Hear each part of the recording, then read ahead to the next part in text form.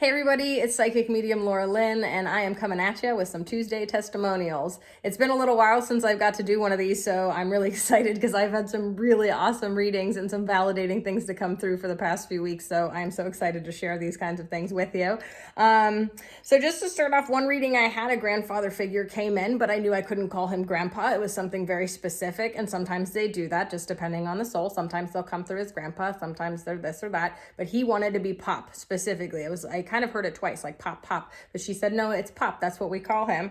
So that was the first way he validated his presence in the reading. I really got his personality. She was pretty shocked by that. And I kept seeing a younger picture of him. And I believe he was in a, that I have written down here, that I believe he was in it was like a black and white photo. And I kept seeing a specific hat that he had on. Like his hat was very special, but it was kind of flat or something. And she had told me that she just found this old black and white photo of her grandfather, and he had a sailor hat on. He was a sailor. And so I thought that was pretty cool because I kept seeing the specific, like kind of a flatter hat. And so as I was going into her grandfather, Pop, and getting his personality, she's cracking up because apparently it really matched with how she remembers him. And that's the thing that's most important, guys, is if they were, loving, kind, funny people, I'll get them in that way. And if they were mean and grumpy people, I'll get them in that way too. It's however we remember them. They're going to, bring that through from the other side of life to validate and give you that evidence of, yes, that is that person. Because if I bring through a mean, grumpy one and I say, oh, they're so nice, it's not going to make any sense to you. So he was pretty cool with his personality, but he kept talking about her son being a little lazy, and she was laughing at me about that. But I kept seeing him swinging something, and I couldn't tell if it was golf, but she let me know it was hockey. And then he showed me number 7, and she said, well, that's his number, and a lot of, the sports that he plays is number 7. So that was very specific. And it was just a lot of fun with that reading, just because seeing that old picture and having to call him Pop and getting her son's number for his sport in was pretty cool. So she was pretty blown away by all that information coming in from her grandfather. And he had such a great personality, so it was so easy to connect with him on the other side. Then I had another reading, which was unbeknownst to me. I had given her a reading before. I'm not sure if it was 6 months ago, a year ago. I don't know. You guys, I do so many readings in between. That's why I make you wait 4 to 6 months, because then the reading is like fresh all over again. So unbeknownst to me, she had had a baby, and I pulled through. I said, there's a baby here, and there's a little boy. And she said, yes. And she said, you actually told me in my last reading when he was going to come, or when his due date would be. And I had said the number 5 for him, and he actually came 5 weeks early. And so that was very evidential for her, that number 5 specifically that I gave her from her previous reading, because it indicated as he came, like sometimes you guys, it could be like 5 is the month of May, 5 months from now, 5 years from now, but the numbers are always very specific to an amount of time. So for her, when I'd given her the number 5 and then little guy came 5 weeks early, it made total sense to her as to why that came in. Now, why couldn't I let her know that her son was going to come prematurely? Because I can't impede upon certain events, you guys. There's certain things that have to happen in life that mediums and psychics are not allowed to impede upon. We're not going to scare people, tell them bad news, all this stuff. Sometimes you have to go through something so that you're humbled, that you learn, or that your soul has to go through a certain karma for its purpose to continue enlightening in this lifetime. So if Laura Lynn was giving her, I'm feeling a baby for you, I got this, I got that, and I'm feeling number 5 with him, that was as much information as Spirit was going to give me. There was no way for me to let her know she was going to go into early labor, because maybe she would have panicked, maybe she'd been thinking about it too much, but those are the types of things that we can't impede upon. So she let me know that I did tell her that, which was, she could tell by my reaction, I was totally unaware of that situation.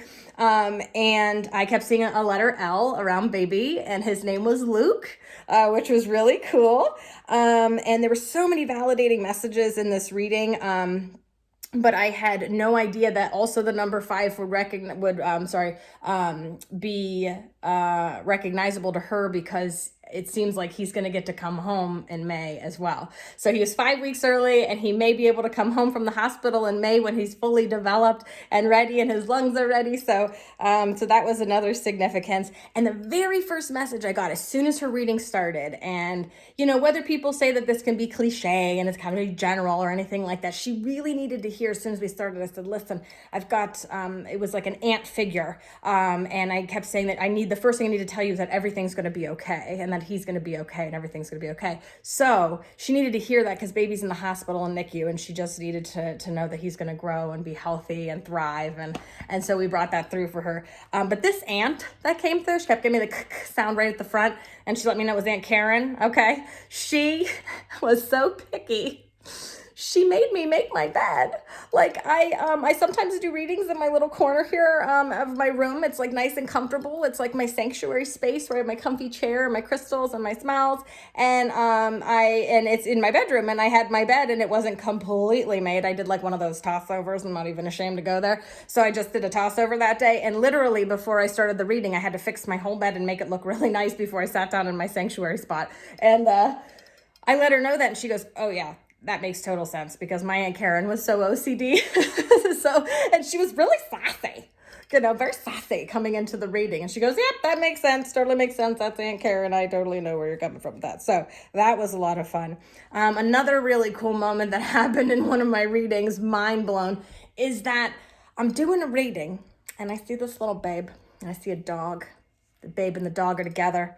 And I'm going, what is going on with this? Like, are they like into something, or are they like getting into trouble together? Like I see her like rolling around with this dog or playing around with this dog. And she goes, well, we actually just shared a video of our girls and our dog, and it's become very famous on TikTok. I was like, wait a minute. Not even joking, you guys, like 3 days before I had this reading with this girl, I saw this video on TikTok, whether it was viral or I was supposed to see it or whatever. I was just flipping through, and it was the cutest thing. And I commented on it. These two little girls were like hiding in the refrigerator with like the door cracked with the dog, and they're all eating like cold cuts and and all these things.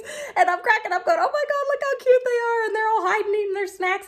And then I find out that the lady I'm reading 2 days later, that was her video that I just watched. I mean, I called it out in the reading and everything. I was like, is this what happened? She goes, yeah, that's us. I know you. I've seen you. So that was really cool, and that was really amazing. I couldn't believe that I had just seen that video, and everything happens for a reason. So that was pretty cool. A couple other readings I wanted to share from this past couple weeks, or the past couple weeks. I also had, okay, this was really weird. I shared this on my Facebook, but I never explained it because the girl understood. So that's all that mattered for me. So I am doing a reading, and I say, okay, I'm a little confused with what your grandma's doing. Okay. She's showing me a dog, and then she's showing me potatoes, like a potato and a dog. Does the dog have the name of potato? Does the dog like to eat potatoes? Why do I see a dog and potatoes? And she starts laughing and said, oh my gosh, that makes total sense. I said, why am I seeing a dog and potatoes? And she said, because my grandma said the dog that we got, she thought he was like deaf and blind and stuff. And then he wasn't any better than a sack of potatoes. She told her that, like, as she was going to take this dog to get checked out, she basically compared the dog to a sack of potatoes.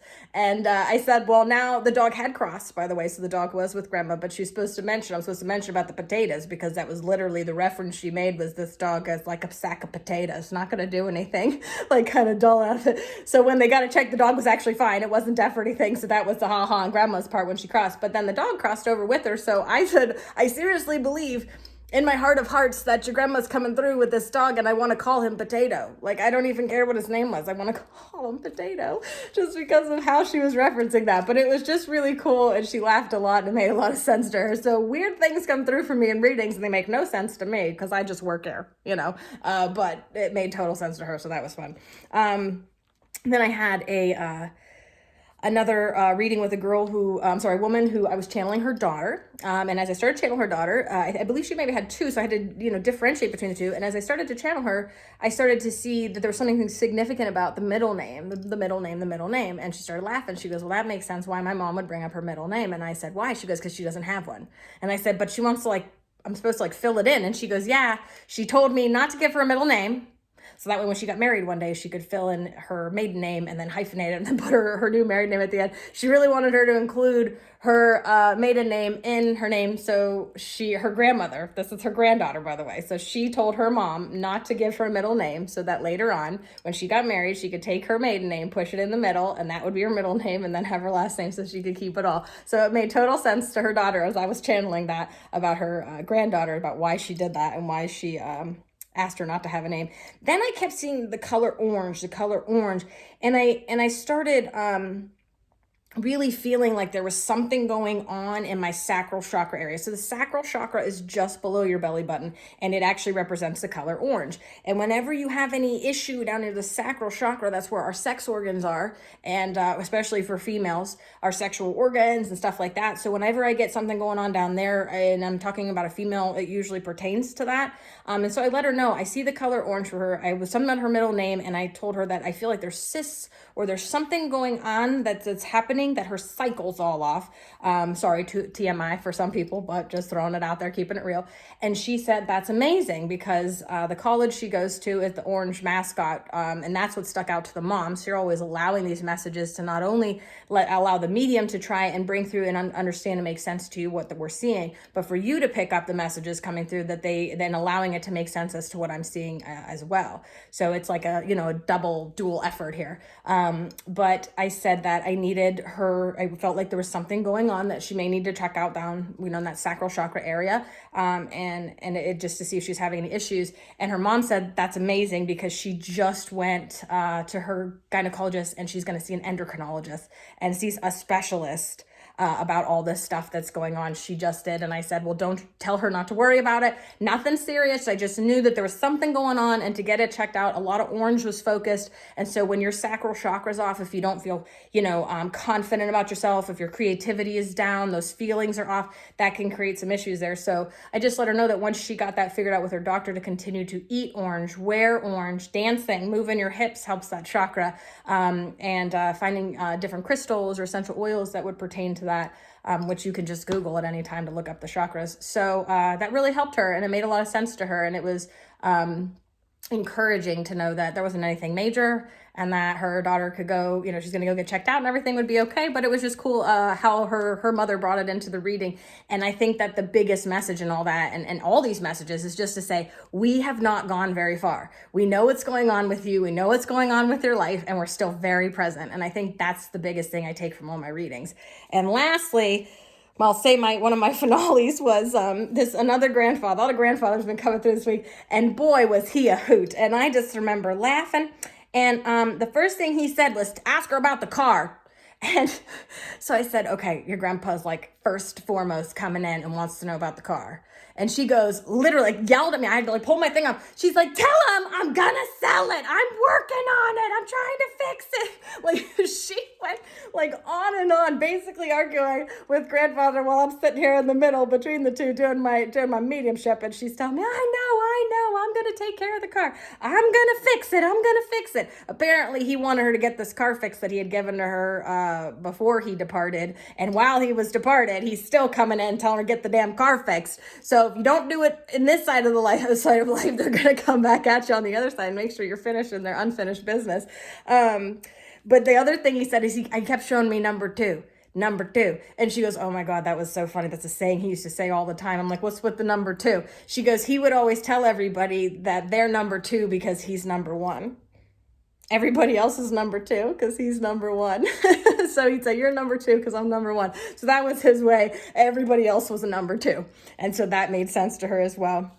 And then there were handwriting from grandmothers coming in. So I kept seeing handwriting. And she said that was very special to her because just after her loved one had passed away, I believe it was her grandmother, she had gone home, and they had written, or her mother or grandmother had written their name, her daughter's names and her name, and had put in her handwriting on this piece of paper, because I kept telling her there's something specific about her handwriting that you keep and that's special. And she told me that story of finding it on the counter, and she carries it now in her purse because I'm trying to remember, but it's either her mother or grandmother that passed, and she kept that handwriting as a memento and put it in her purse to carry around so that she could always have that as like a last memento.